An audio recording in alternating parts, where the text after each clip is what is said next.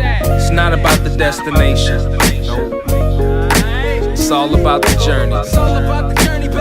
Ain't nothing changed but the weather. Are you feeling stuck?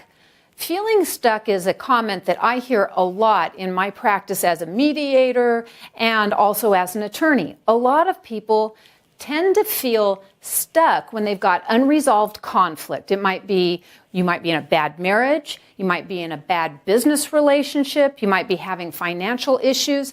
I want to talk to you today about how to get unstuck. And it starts with creating a plan and having a process. First of all, when you're feeling stuck, you can immediately change how you feel about it by writing down some goals and deciding what kind of results do you want. So let's take if you're in a bad marriage. What are the results that you want to get out of a bad marriage? It might be you want to try marriage counseling. It might be I want to start the separation process. Whatever it is, what are the results that you want? Write them down and make them something that is very clearly defined. Okay, so now once you write the results down, the next step is break it down. What are all the options and paths for getting the results that you're looking for? Now, what I want you to remember is in this step, you write down all possible options. And no option is off the table. This is a brainstorming step here. So I want you to brainstorm what are all the possible options that you may have to seek the result that you're looking for. Okay, step 3. I want you to test each of those options. Will taking this path advance the ball and help me to get the result that I'm after? That's your test. So as you go through each and every option, say, okay, maybe one of my options here, let's go back to the bad marriage scenario. One of my options might be I could pack everything up and leave and take all the money out of the bank accounts. Okay, that's an option, but now you need to test that option. Test it. Will doing those things, packing up and leaving without notice and raiding the bank accounts, will that advance the ball and get you towards the result or the outcome you're looking for? If the answer is no, strike the option off the list. If the answer is yes, keep that item on your list. Now, break down, your next step 4, is to break down each viable option. And you need to ask yourself, what am I going to do to test this option? And how long will this take me? You want to break it down, put it on your calendar, and be really, really realistic about how long it's going to take you to exercise that option, complete that thing, and implement it. So part of this step, it's really kind of the next step 5, is the calendaring. Calendar the time and the steps that you're going to take and start implementing it.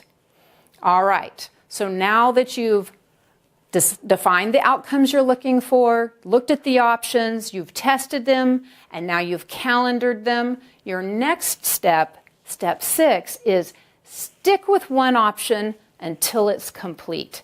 Keep going and don't let up until one of your options has been completely run through and implemented. You may want to do 2 or 3 options at the same time, but if you take at least one option and finish it before you start the next one, you're going to start to feel like you're getting traction in reaching the goals and the results that you're seeking. Finish one of the options. And then your next step is I want you to revisit your planning list, that whole list of things that we talked about above. And when you revisit that list, I want you to look at it maybe 2 times a week and recalibrate and see if what options are working, and maybe you have more options that will get you towards your goal. All right, step 8. During this process, I want you to celebrate your wins. During these planning stages, write down 5 things once a week, and it is unbelievable what happens when you do this. Write down 5 things that you're proud of, things that you accomplished, wins that you had, it doesn't have to be a giant accomplishment. It could be something as much as, okay, back to the bad marriage situation.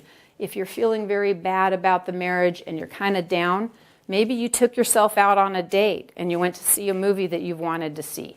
Maybe you took yourself to a therapist appointment, or you went and did some kind of self-care and you feel good about that. That's one of your wins. So write that down. 5 things every week that you feel good about, things you accomplished, and look at that as you sit down and you are reflecting once or twice a week on all of those movements and the options that you are exercising. Now, the 9th thing that I can tell you to do in this process of getting unstuck is keep going. Keep going and don't stop. And as you get through all of those options, you're going to find that you are moving closer to your result, you are achieving the results that you want, and now you have taken yourself out of feeling stuck and helpless to a feeling of power and victory. You can do it. It's all about making a decision for massive action right now. So, hopefully this has helped you. I want you to try to implement this and leave some comments below because I would love to hear from you. Tell me what kind of options you're looking at. Tell me about the results you're looking for. And tell me how it went as you've started to implement the 9 steps to getting unstuck. All right, now I got to go get unstuck my butt from the seat and go exercise. Goodbye. It's all about the journey. Bye-bye. We're out of here.